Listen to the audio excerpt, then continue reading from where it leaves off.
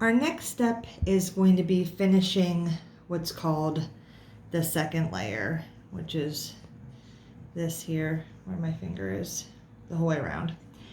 And you have our T's, and so I made these little cards for you. And the language that I'm going to use in this step is a little bit different just because this is how I learned it, and it was easier for me to memorize this, and I'll show you why.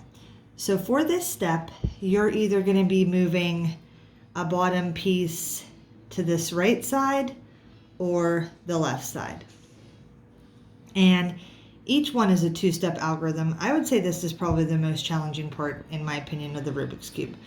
So you're either going to do this algorithm if you're moving that piece to the left, or you're going to do this algorithm if you're moving it to the right. And to look at the Rubik's Cube, I always say avoid pieces that are connected to yellow. So you're looking at these center pieces down here at the bottom. So this piece right here, which is red and blue, that would be a good one to start with because this one is connected to yellow. This one's connected to yellow, and this one's connected to yellow. And if I've never really had an instance where they're all connected to yellow, but if you do, you just have to start somewhere. But right now I have this piece that's red and blue, but right now it's wrong because it's not matched up with its centerpiece. So now I'm going to introduce to you a new piece, which is the bottom. And this is the bottom down here.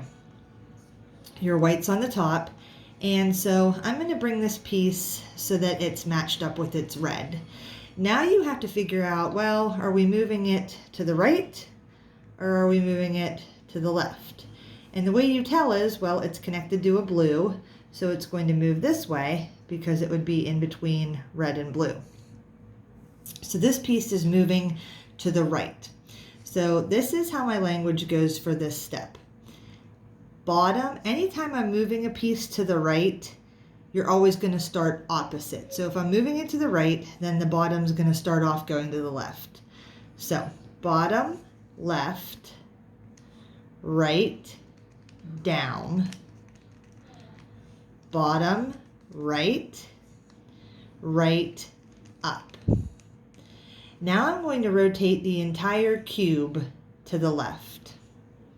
So it's like it's moving to the left. The next part is the second part of the algorithm, which would be bottom, right. And you can see this piece, it's the only one that's different. It comes down, left, down, bottom, left. And now I have those white, and I'm going to bring left, up. And that actually finished that and that. Okay, so now let's see what else we're working with. Here I have orange and it's connected to a yellow. That's not a worst case scenario. If you have one, I'd rather the yellow be at the bottom than over here on the side. I try to avoid anytime the yellows are here. And that's a yellow blue, and that's a yellow red. So I'm going to go ahead and do this orange, and I'm going to take it and put it over here. So I'm going to kick out this piece because this piece is here, but it's wrong. It's flipped backwards. So I'm going to take this piece and just put it there. So this time the piece is moving to the left. So I would use this algorithm because your piece is moving to the left.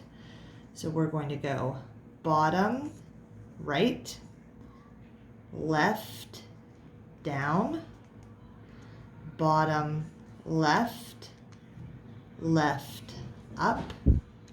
And this time we're going to rotate the cube to the right. Then we're going to do bottom, left. There's that piece. You can see the color is different. Right, down, bottom, right, right, up. So now we've kicked that piece out. And if I switch around, there's that green and orange piece now down here. So now I can rotate that around so that it's lined up with green. And this piece is now going to the left because you can see here it would be in between green and orange, and it's a green-orange piece. So this piece is moving to the left. So again, it would be the same algorithm for the left. Anytime it's moving to the left, you're going to start going to the right first. So bottom right, left down, bottom left, left up, rotate the entire cube to the right, bottom left, right down, bottom right, right up. So now you can see that's all finished there. Oh, and actually that finished all of them. So again, for this one, always avoid pieces, try to avoid the pieces that are connected to yellow, but if you have to, I would use the ones that have yellow down here instead of here to kick out a different piece. And this is finishing the second layer.